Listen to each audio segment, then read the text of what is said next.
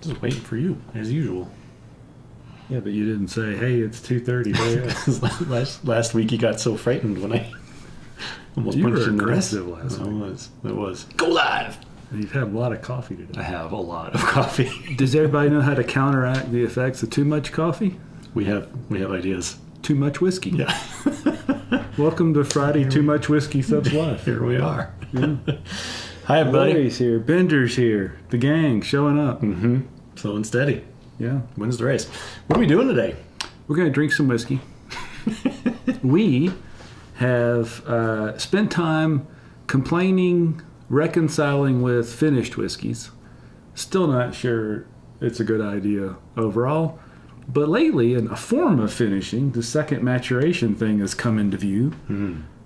We've had a bad experience with a few. We've had kind of meh experience with a few. But then we had some really good experiences. Where's that wild turkey? Oh, let me Turks. do Yeah. turn that off. Yeah. That guy, that wild turkey. Oh man, that's tasty. Really yummy like. Yeah. And so we thought let's visit this second oaked, double oaked, whatever thing, because we also stepped up and bought some barrel whiskeys. One finished in other winey, rummy barrels that we've had before and really liked, and one we hadn't had before, and I really like that one, the Vantage. All right. So today is all about second barreled whiskeys. Two oaks are better than one. So the marketing says. Well, let's test that marketing, shall we? Let us do that. Let us start. I have more room today. Maybe I want to actually pour on my camera or on my computer today. I think you just want a new computer. I do want a new computer. So why don't we do this? So one of the ones that I've always gone back and forth on since it was released is Old Forester 1910. Sometimes it tastes like chocolate and marshmallows, and sometimes it tastes like my head's in a campfire, and not in a good way. So why don't we try that? It's also the lowest proof of the bunch. That's a good place to start. Now, And with Old Forester, we never really know how old anything is. 1910's the one about the fire on Whiskey Row, where they had a batch of whiskey ready to bottle. Everything burned down. They couldn't bottle it, and so they put it back in some ridiculously overcharred barrels. And that's what we're trying to replicate here with Old Forester 1910. oh, we're using big glasses today. Well, that's right, yeah. Ease up. We don't have the tiny glasses. Oof, that was a big pour. I had a set of those tiny glasses here until we broke one at your house and had to relocate them. Sorry. That was okay. That was a Dan pour. Of the Hey, man, highest order. I'm at home today, I know. so pour away. Yeah, all right. Dan pours for you today. That nose is delicious, by the way. And it's dark. It's very, very, very, very dark. I was going to say, it's like we made a big deal about Yeah, this. show being very them dark. in the super cool camera. The super cool cam. Look how it does a good job at that. I don't know how I can see that's in focus. Everything looks out of focus to me today. Yeah, so it's really dark, which is what we went on and on about how the double oak was super dark. So And I remember, as I read about 1910, the barrels they put them into secondarily are charred to within an inch of their life. Yeah. There's just not a lot of barrel left. that's got a different nose than it did in the bottle. It's got kind of a funky nose.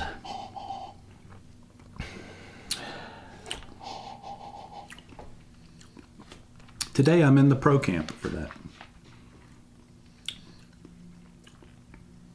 I'm getting your marshmallows, No. but the finish is all campfire. It's hot for 93 proof. It is. Ooh. But that Can you reach my water over there? I left it there. that marshmallow thread kind of just it comes and goes across the tongue and it shows up again in the finish. It's definitely a toasted marshmallow over a campfire thing. Yeah, I'm into it. What? I like But the last time you had this, were you literally sitting by a campfire? No, last night I was. You're right. Okay. Last night, in fact, everything downstairs smells like a fire. The closet upstairs smelled like a fire. But the wild turkey was delicious in front of the fire last night. I'm pro, I am too. I think this is good. and it's sub $60.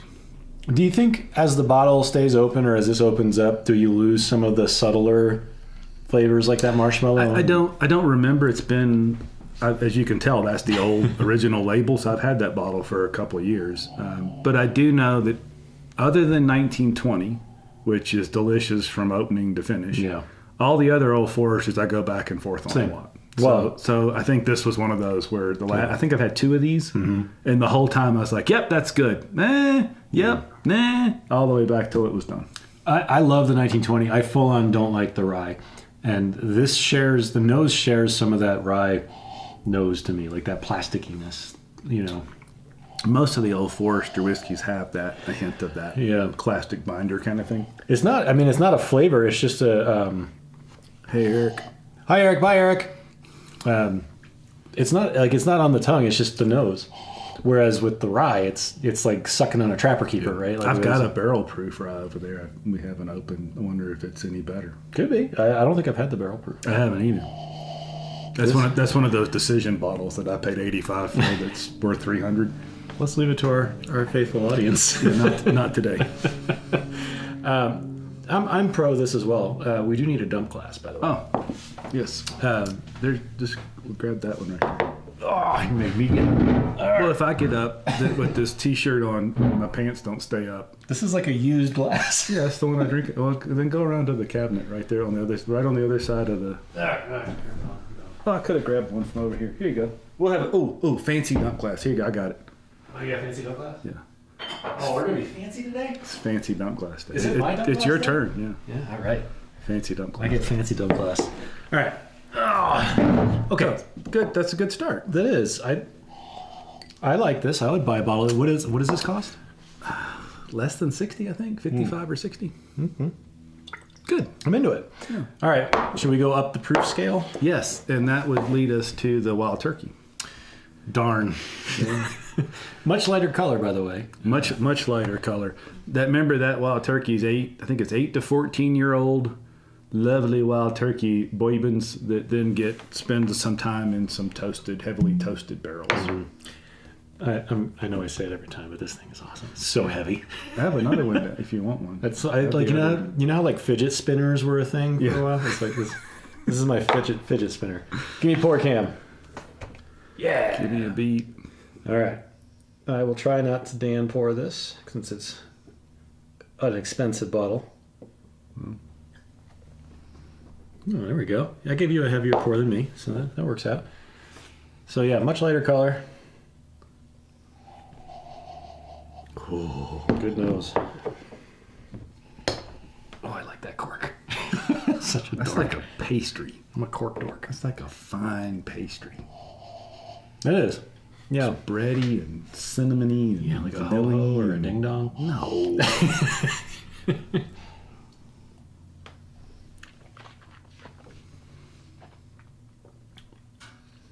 That's delicious.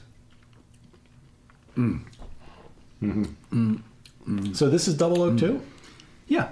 So it goes back into a toasted. Oh, barrel. toasted oak finish. So we just talked about this on a podcast episode. We did that we've not posted because we literally walked downstairs and sat here. But we'll get that up hopefully over the weekend. Yeah, and part of Bender, what we talked about on the episode actually was something you just brought up, which is sometimes it's just hiding bad whiskey. Yes. And in other cases, it's enhancing it. And we've had both experiences. This is clearly the one being enhanced. Yeah, where we came down on that, I think, was if you're drinking a whiskey and you know a brand and they're mediocre or not very good, and then they come out with a double oaked or a toasted barrel release, it's not going to be any good. But when you have brands like Wild Turkey where they make really good whiskey, or Peerless doing great things, or even Old Forester who's just solidly reliable, you have a chance there that you get something new and enjoyable instead of just different. Yeah, and This is delightful. It is great. And you brought up a good point too, like the Heaven Hill thing, right? You know, we like Heaven Hill products, but only up to a certain age, you know, and then after that. But, you know, it's a case of like know thyself, you know, like what do you like? Yeah. If it goes into a second barrel and you didn't like it in the first place, it's just going to be a whiskey you didn't You're like not going with to two like barrels. It any barrel. Yeah. Just kind of, it's the same with if you keep going backwards. If you tasted a distillate right off the still and it was awful, it's going to be awful. Oak can't cure everything. It's true. Oak and time can't fix everything. Most things, though. No. We also talked about syntax, because we were talking about double oak, which on the label can be many different things. So this one is actually labeled toasted oak finish. Yeah. whereas this one's labeled double oak, and you've seen the Woodford Double Oak, and you kind of have to like look carefully to see what they're doing. Well, all the American whiskey has to spend its time in the new barrel. Mm-hmm. After that, the rules get a little less clear, and so anything where there's a second barrel involved, or if it's had wine in it, if it's not, it's just toasted. That's some form of finishing or second maturation. Yeah. But they're typically proud of it. So pour some of yours in a dunk glass so I can drink all mine. Yeah.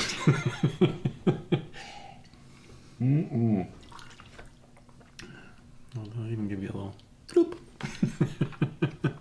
All right.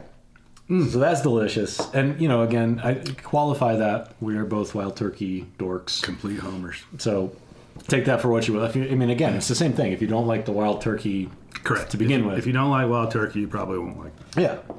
But we like Wild Turkey. God, that is so good. The faces we make. I want a minute before we move on. I do like, if you go back and watch these videos, like the faces we make when we taste Wild Turkey is pretty absurd. I go back and watch all of them. We should do a supercut of our faces just tasting Wild Turkey. Said the guy that doesn't have to edit that. Yeah, that's true. Whilst we transition to our next sip, what are you all drinking? Tell us in the comments what you guys are sipping on today, or if you're not drinking right now like responsible people, shame on you, what are you going to be drinking later? What's your first pour today? Yeah, later, like now. What are you drinking now? How about now? All right. So we're giving the thumbs up to the Old Forester 1910. Yep. For now. Admittedly, I go back and forth. Mm-hmm. Wild Turkey is an emphatic thumbs up, but you can't get this stuff. Even at the 175 retail, I'm buying that every day. Now, those secondary are $300 or $400, and I'm probably out there. Yeah. I'm out there. This is, 175, but yeah, this is pretty special stuff. All right, so then we've got, we got the Vantage, which proof? I don't know the proof of those. All right, so I think the next on the list would be this. It's 108. 108.4. This is 114.44. This is 122. So this is the highest proof. And also a different beast. And a different... Yeah. All right, so then I guess we're Peerless. On to Peerless. All right, so we opened this last week. I took a big risk on this one. I bought this. I passed it up a few times. I saw it on the shelf, and I thought, I like Peerless Bourbon. I like Peerless Rye. I bet their Double Oak is at least serviceable, because I was pretty down on Double Oak after the Woodford Reserve experience that we had, which was not good. But this was amazing. It was really good when we first opened it. Delicious. So let's go back to it. Yeah, while you're pouring that, I will go get something I forgot to put here. My dad is drinking Tullamore Dew. Does that qualify? Is that enough for me to divorce my parents? I think yes. if the score was even. Oh, okay. I'm pretty sure Gus is behind an account after raising you. It's true. It's true. I am your fault, Dad. So we'll do some double oak. Okay. In there too, which completely screws the pooch on the proof thing because it's the lowest of all of those. Yeah, we can go back to it. It's fine. Larry just opened his first Baker's single barrel last night. Nice. That sounds delicious. I actually just kicked a bottle of the Baker's 7-year last night, and the last sip was phenomenal. That's always the sucker move. Yeah. That last sip's so good, you go buy another one. I guess I'll go spend $75 on that again. Yeah, so this has got such a unique nose. Like everything start to finish on this is unique.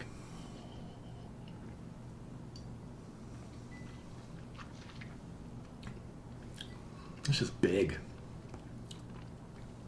flavor. It's fat and oaky, but boy, it's so good. Yep.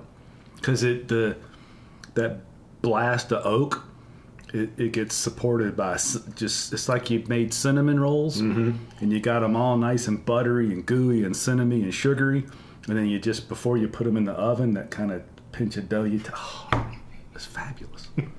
That's like a childhood recollection there. No, this is good, and there is an underlying sweetness that's pretty subtle, but it's there. It's like a spicy sweetness. Yeah, and I don't like dry oak, and this is a very sweet oak. This is delicious. Yeah, I'm happy with this bottle. I took a gamble on it, and I'm happy with this one. This is just spice and the right level of sweet and oak. And I think the cool things about this is that the underlying sweetness It doesn't cloud the oak flavor and make it, muddled. This like really elevates the oak flavor, so it's something that's special. When I was talking to Ryan Nagley at Boulder Spirits about the Trailhead, the peated PX Sherry thing, he said, our goal was for peat to be part of the experience, not the dominant thing. Mm-hmm. And they try and build whiskeys that way. This strikes me that way. That there's an aspect of the sweet mash that's part of the experience. There's the underlying bourbon that was fully matured before it got double oaked, and then there's the oak thing. Nothing overpowers the other. It's just a really good experience. Another example of that was that Stranahan's that I bought at the distillery. Yeah, the peated thing. Yeah. Like the peat was not the punch in the face flavor. And I think they did that is its second time in a barrel was in a Lafroig barrel. Yeah. That's where that peat came from. It made it so subtle. That was beautiful. That was wonderful. I know, so while we're enjoying this, because I really don't want to dump this out yet, I know some of you all, because Mark shared your addresses with me, which is dangerous, I'm shipping you guys that guy out front in the black car, that's Dan. I know some of y'all live near Kentucky, and so we have a friend that's going to Kentucky in April, and I've tasked her with bringing us back some of the special distillery-only bottles. We need your recommendations. Who of the distilleries in that area has the best distillery-only bottles? Share with us. It's the best opportunity to get said. Yes, exactly, yeah. Because we don't stand in line. We'll ask our friends to do it. Yeah. We don't do that. Yeah, that's how we lose friends. Unless we go to Kentucky, and then we'll stand in line. Yeah, okay. We'll ride our bikes there. This is delicious. This is really good. I will say, though, and I said this when we opened it, you got to like big, fat, raucous bourbons. This is not a gentle entrance into the bourbon world. No, it's pretty full, but it's not hot. Like, it's not overwhelmingly. No, but it's thick. Yeah. I'm pretty pleased with this one, obviously, because it's already disappearing very quickly. What did you just bring out? That's double oak. So speaking of distillery only things, a friend of mine went to Woodford and brought me that bottle. Oh, and this is the one I tasted blind and liked it. Yep. Okay. All right. Well, it'd be good to go back to that. So, but this is a lower proof. So, do we want to do this last, or do we want to skip the line? This is 90 proof, 90.4. We should do it before we drink the Dovetail. So let's go ahead and have it next. Okay, and then we're going to jump back. So I'm going to drink some water. Okay. In a bold proclamation, in a bold move, Dan's drinking water.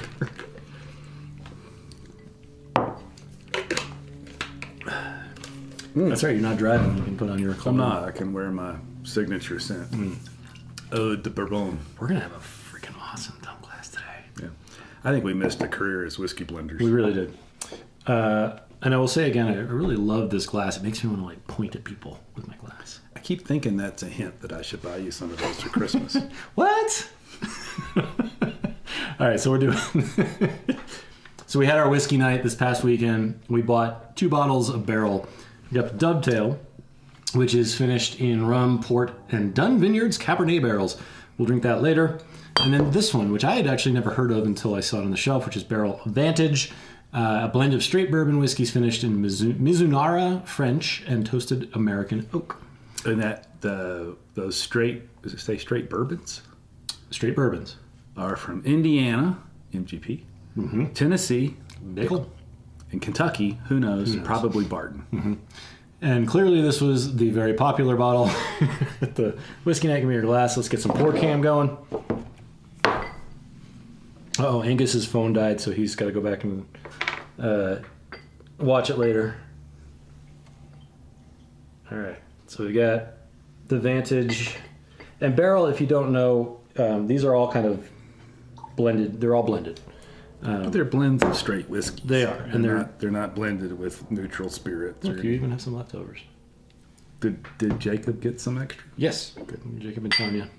And so, anyway, these are blended. All of them have been delicious. I don't think I've had a bad one yet. The closest to a bad one was the peach finished one, and the first sip didn't love it, but then peach. What was it? Was it pear? Pear. Oh, that's right. That was pear brandy barrel. Yeah. Finished. Yeah, which is weird because we're not super fans of MGP bourbon. We are gigantic fans of Dickel. I'm not a fan of Barton-produced bourbon, which that probably is. Yeah. And yet, altogether, It's very good. Yeah. I gave my dad some Dickel bottle and bond before he left. He was not into it.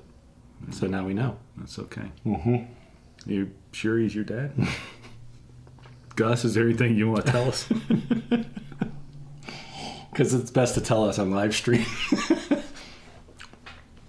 Ooh, that's better than I remember it. That's really good. It is. So it's not as big as this. No. It's a little bit... It's right down the center.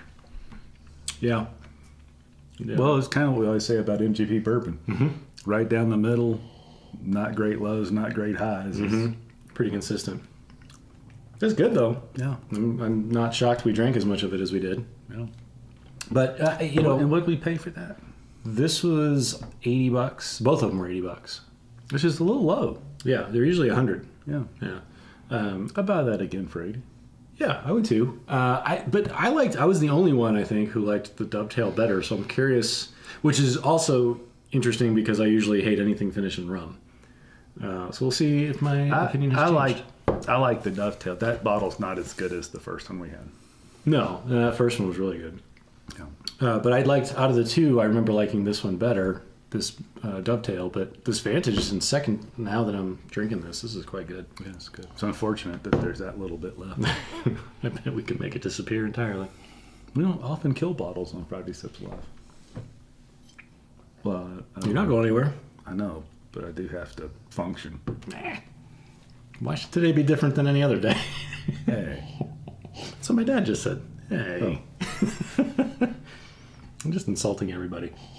All right. I hate to pour this into the dump glass. It's really good. Yeah. It's kind of got that like a little sugary. What's that? The pepper that Rachel used in that Sichuan dish. Oh yeah. It's got a little bit of, like tingle that you get from that. Tingle. Yeah. But it's I don't know. There's a French toast finish to it. Mm-hmm. Yeah, it's very Christmas confection. Yeah. It's good. It is good. That's better today than I don't know that I've had many things that strike me that way. Yeah.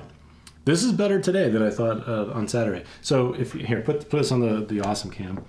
If you guys see this one I'd say is a buy, especially at $80. We've seen them a lot here for $100, so we got them for $80. But I have seen them elsewhere for in the $70s. So if you see that one, grab it. Yeah, and it is Christmassy. Maybe it's just the season, but it's nutmeggy and spicy. Yeah.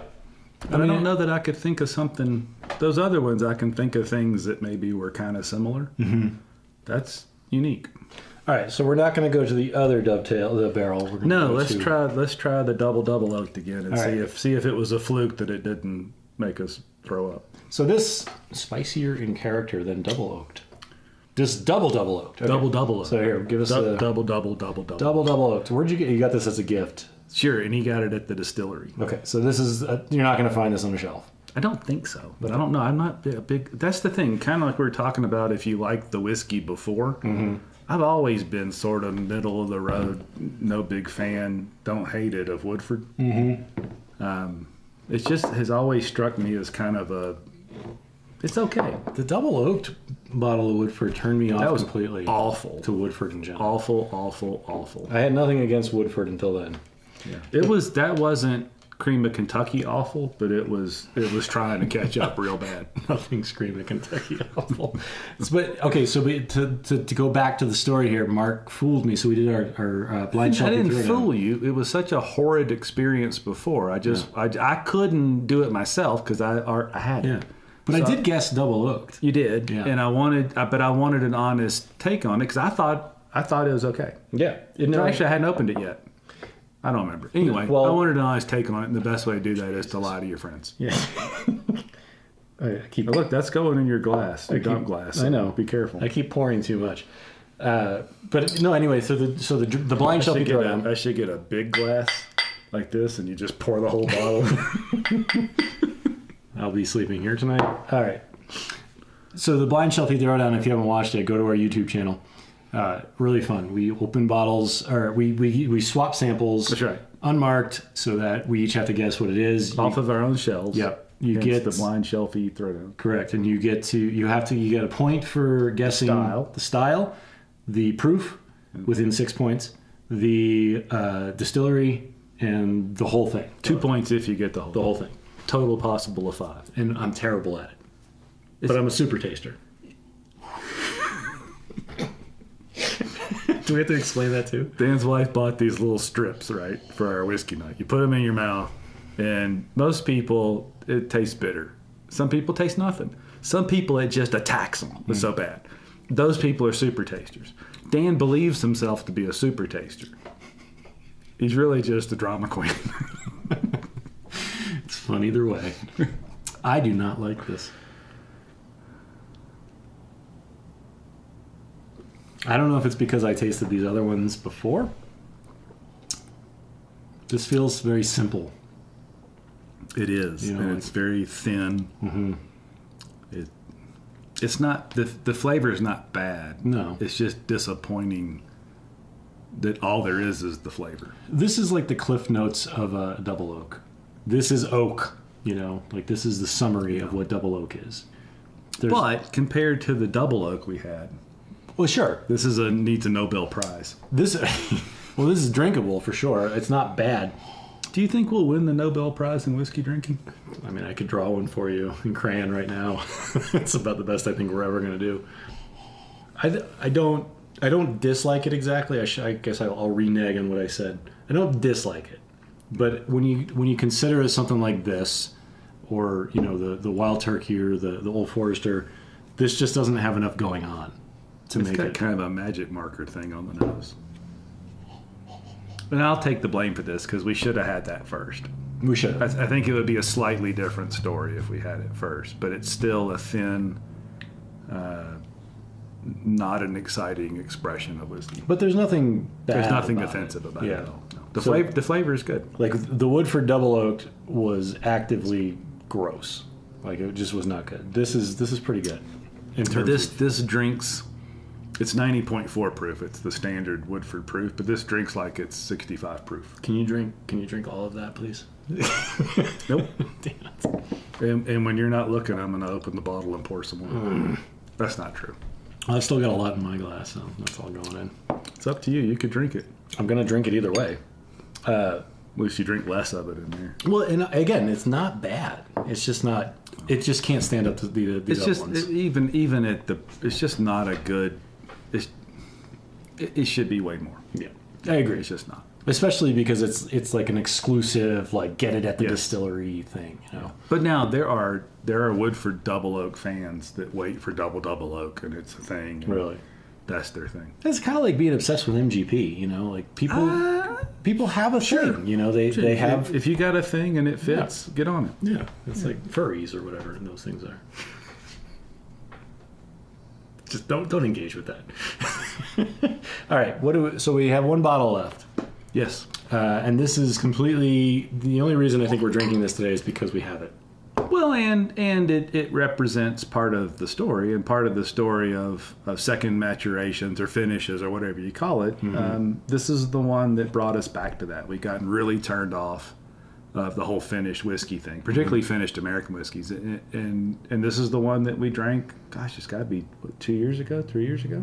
It's been a while. And it was really good. And it got us back to that idea of thoughtfully done, with intention, with a good starting place of solid whiskey.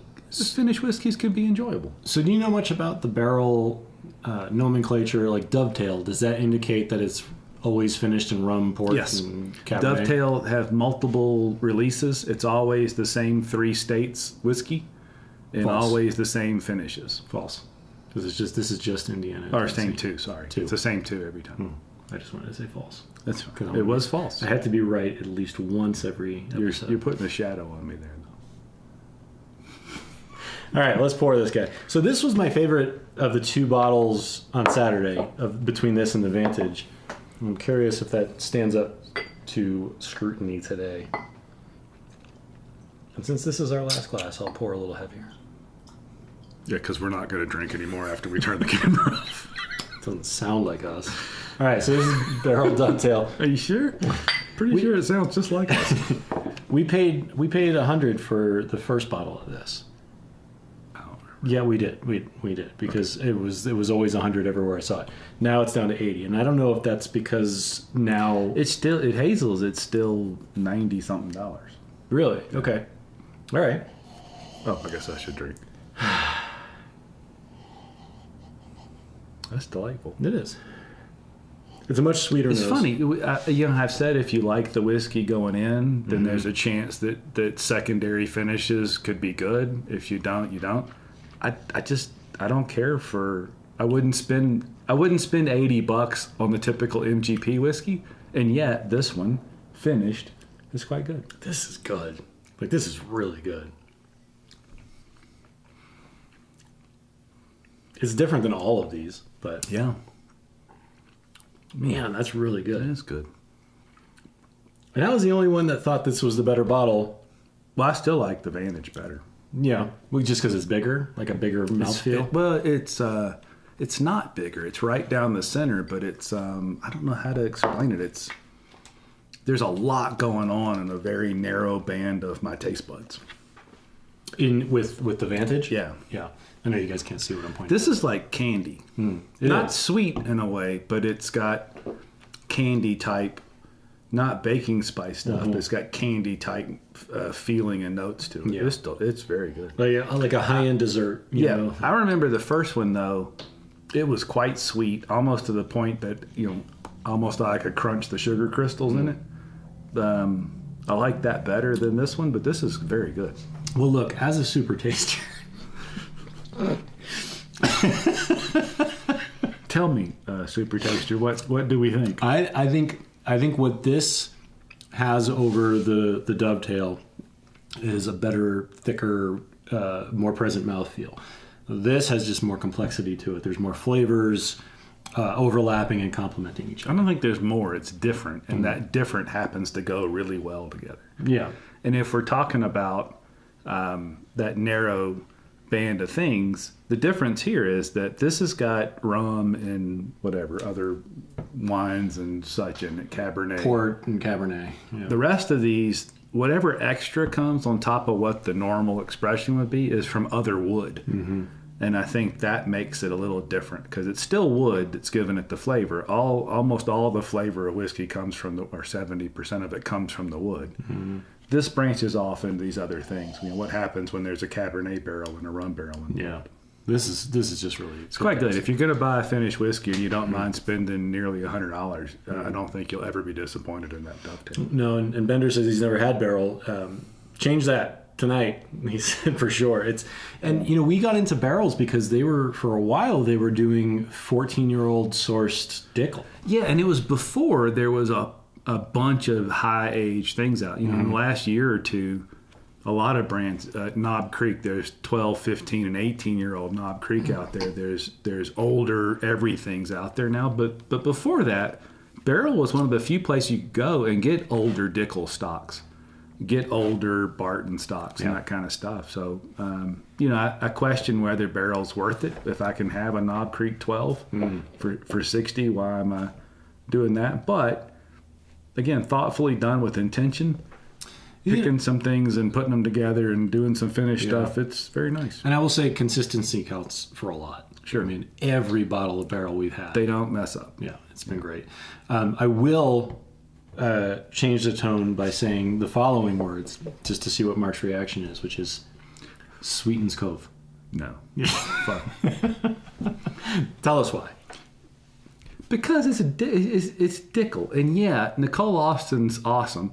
And she blends that and makes it but I'm not paying $200 Right, for 14. for 14, 15, 16, 17-year-old Dickel when I've got $60, 15-year-old single barrels that are awesome. Mm-hmm. And if I still lived where I lived, they just did a second release of 17-year-old Dickel at the distillery. Last time they did that, it was in 375 bottles, and Melissa and Watts, the dog, and I got in the car and drove up and got I paid $75 for a 375. But she was Uncle Nearest, or where was she? No, I don't know where she was, but I don't know her history. But she is the reason we got Dickel Bottled and Bond. She's the reason we've got these 15-year-old single barrels. She's the reason that we got the collaboration with Todd Leopold. She's the reason they're distilling rye whiskey on site in Tullahoma for the first time. We should all be gigantic fans of Nicole Austin. Bender, are you talking about the Sweetens Cove Kentucky Tennessee blend? Because I'm out. It's just so expensive. There's other things out there that are blending those things. But Bender does bring up a good point. I have not tasted it. Yeah, I haven't either. It could blow my mind, but somebody's gonna have to give me a sample because I'm not buying it. Well, and they do have, so there's like a $200 bottle, and then there's an $80 bottle that's like, I don't even know what the difference is because I basically just passed up on it. I don't know. The minute they announced it and it was a bunch of athletes and it was $200, I was out. Yeah, and they were posing on a golf course, and I was like, oh. The other one is Blue Run, which I'm curious Never about. had anything about it, don't know a thing in the world about it. Yeah, I'm curious about them. Have any of you guys tasted Blue Run? Let me know, because I've seen, apparently, like, there was a scarcity of it when it first came out, and it was just, everybody wanted it, and it would just disappear from shelves. Now I'm seeing it just sitting there. So if you guys have had it, and it's worth tasting. You know what's scarce? That looks delicious. It's a bunch of it. That's one of a kind right there. That's the biggest dump glass we've had. I know. I'm going to take a big dump. Good night, everybody! Dan Cavallari, everyone. Mm-hmm. Tip your waitress. Yeah.